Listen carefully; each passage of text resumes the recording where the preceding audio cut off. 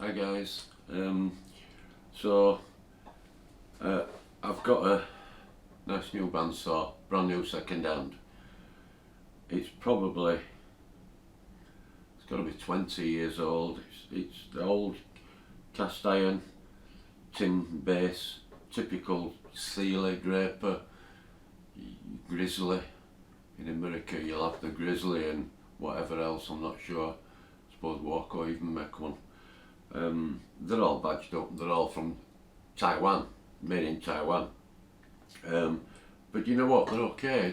I've seen people using them, lots of reviews, and I've just been watching a guy who's done a full flood coolant on one. How cool's that? And the blade literally lasts for years then, because you know that the biggest problem with a bandsaw is you're running the blade dry. Even if it's a bimetal one, you're running it dry, and it's not a nice thing to do, is it? You know, your hacksaw blade, it wears out, doesn't it? And you put a flood coolant on it. Great. There's a couple of people done it actually. It's got a guard missing, so that wants doing. But I'm going to show you it. I've actually done that before I've done this talk. So this is from my friend's bereavement sale.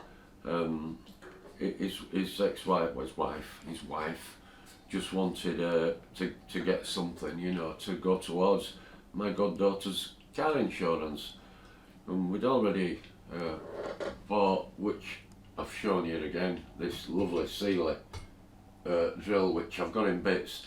It's a lovely drill, but it wants work. This is a lovely bandsaw, but it wants work. So there's quite a bit of work to do on this. I've got it in bits, or I've had it in bits, and I had to get it in bits because that is so heavy I couldn't lift it. My son and me lifted it out the car between us. So what I did, I took the head off at the front of the garage. I took this base plate off the bed and I sanded it all down with angle grinder and a scouring wheel. Literally took it to pieces and brought it in bits at a time, dropped the bed on, and then because this has got a rack on it, you can jack this bed up and down. So what I did was I dropped the bed to the bottom and I sat the head on it and I jacked it up as high as it'd go, and then I got up a pair of steps, 1 foot on the bench, 1 on the steps, and I lifted the head up on my own. But as I said, there's a problem with these handles, and I've got it in bits, and when it's done it'll be lovely. It needs a guard on, just even if just at the front, just so you don't bash your head on that, although I've stood up, I'm probably going to miss it anyway, but I've no hair to rip off, but I could give myself a nasty graze, I guess. Yeah, so that's that. I've brought quite a few bits and bats home from my friends. I couldn't let them just go. There were a guy going around tonight who does car booties, and I think tonight or tomorrow, and he's going to buy everything that's left. And there is quite a lot of stuff left, but I thought all the stock that Randy would have said, no, don't get rid of that, don't get rid of that, I've brought them home. So I'll just give you a quick bash down of what there is actually. Some boxes of drills, but they're incomplete boxes of drills. I'll set the camera off here so it's going to get wobbly, and excuse me because, you know, I'm terrible that way, my nerves. So a huge pair of V-blocks, a couple of packs of drills, although those packs of drills are half empty, they're incomplete, they're not complete at all. Squeeze through here, a spare bandsaw blade, stacks and stacks of milling, lathe inserts, milling insert tooling, quite a lot of milling cutters. Some huge things. Look at that countersink. Look at these bad boys.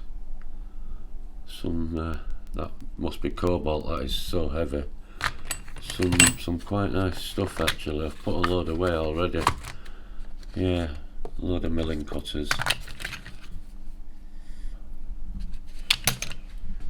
And some more inserts there. Some little saws.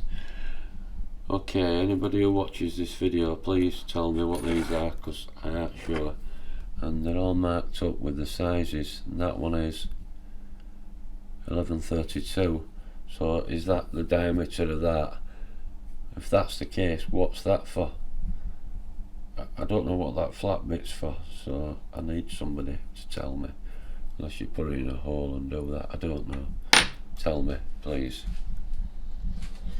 I've got some 4BA stuff and a little stand, a scribe stand.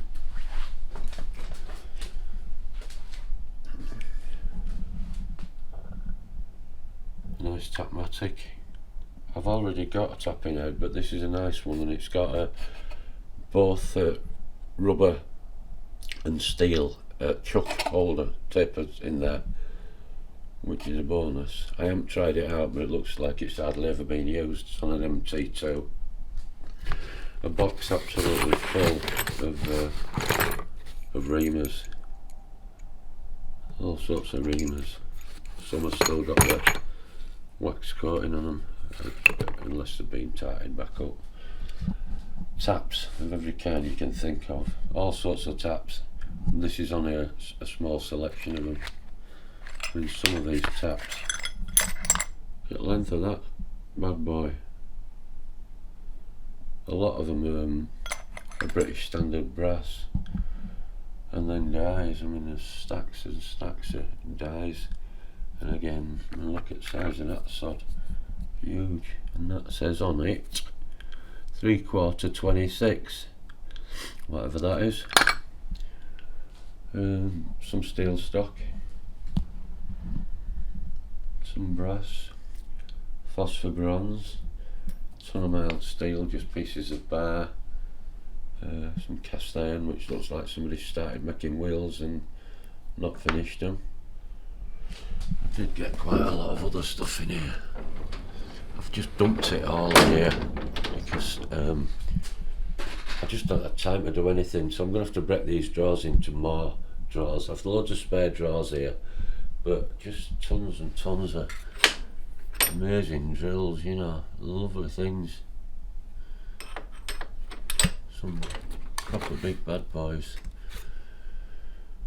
Yeah, some more countersinks, and loads and loads and loads of little drills. I mean, some of these drills are so fine. Little long series, dinky. That looks like it's about 1 and a bit millimetres, maybe 1.5 mil. All brand new. So yeah, we've had a really busy afternoon.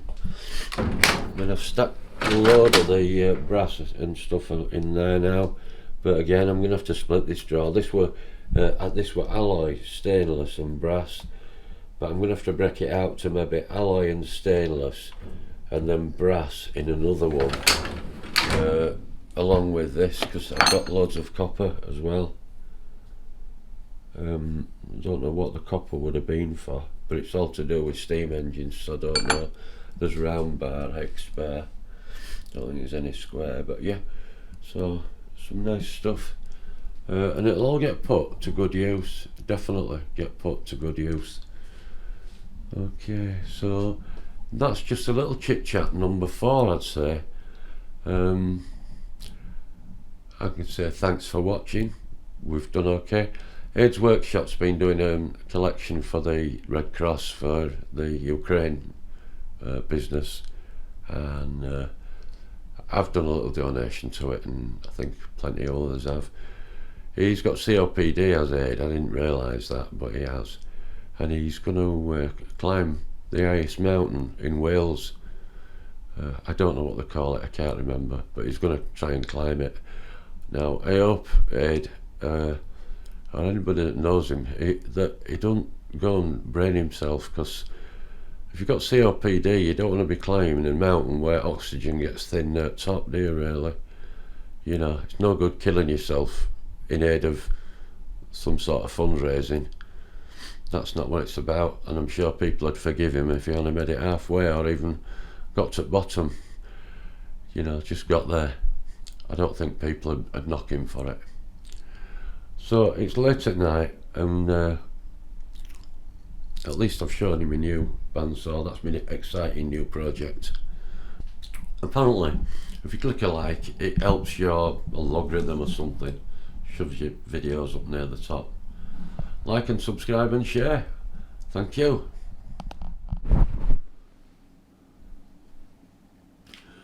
Hi guys, some nice footage of my newly acquired bandsaw.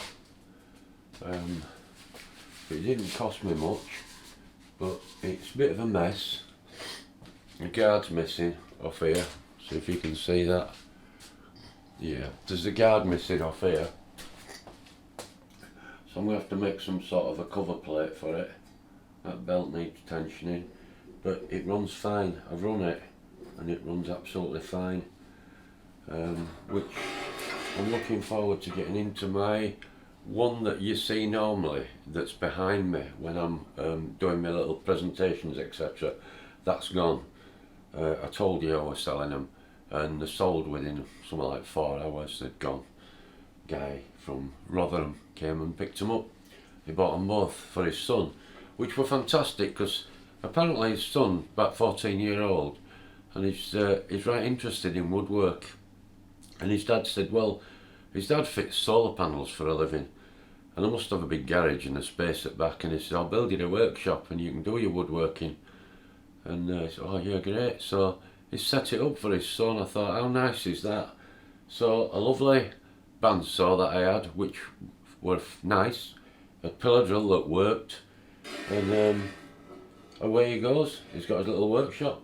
He saw me belt sander and he said, oh, I want one of them as well. I said, well, at the moment I'm not actually selling that. So this, yeah, it's great. It's a vertical as well, which I'm going to have to make some sort of plate for it. Some make a plate that stays on, and when it goes down it just sits there, which you should imagine that would work, but we'll see. It must be an old model because it's got the old on-off switch there. Somebody's already made an extended jaw to get to end of your work, which I reckon that'll work out, because I was wanting one set of cup. Where are we? I was wanting to lob a chunk off this. And I reckon with the right support on the back of that,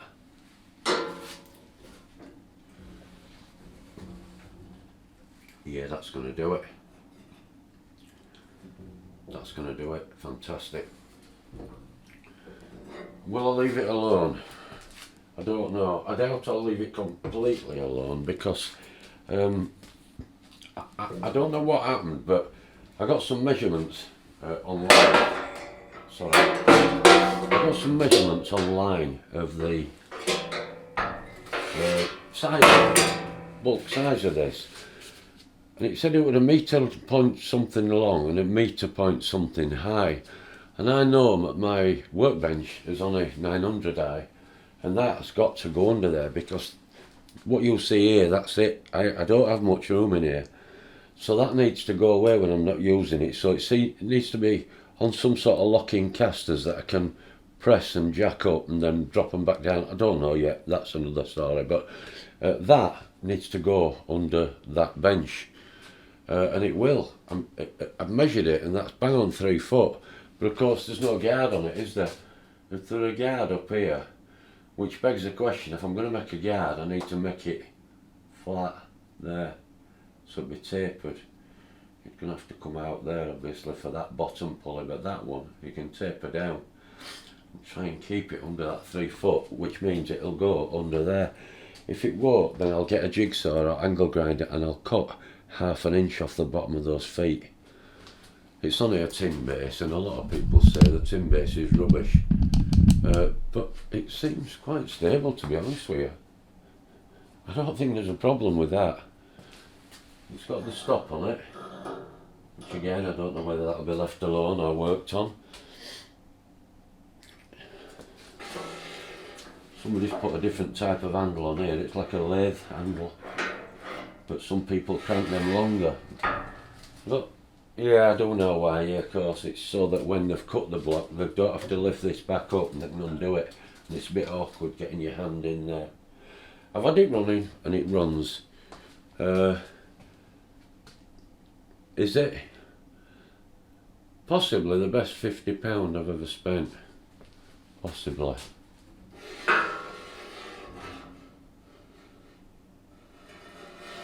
Yeah, possibly. My other little tie that I got from, these are from my friends, we'll call it a bereavement sale, but yeah, and the other one is that, as I said, I'd sold my Aldi version, filler drill, and bought this one. The battery's going to cut off any second, but there's issues with it, and the issues are the 3 handles, and this is the pinion out of it, and they're all just loose. So that one fits, but it's loose, and the other two just fall in and out. So it's got to be fill that up somehow, maybe with Belzona or JB Weld, and drill them out. My son reckons to drill them there, leave them holes, blank them off, fill it all in, and drill and tap those and put the handles there, which I'm sure would be okay actually. That'd work. What a lovely piece of kit though, that. Man, there's a list price on that and it's quite high. So, yeah, we'll leave it at that.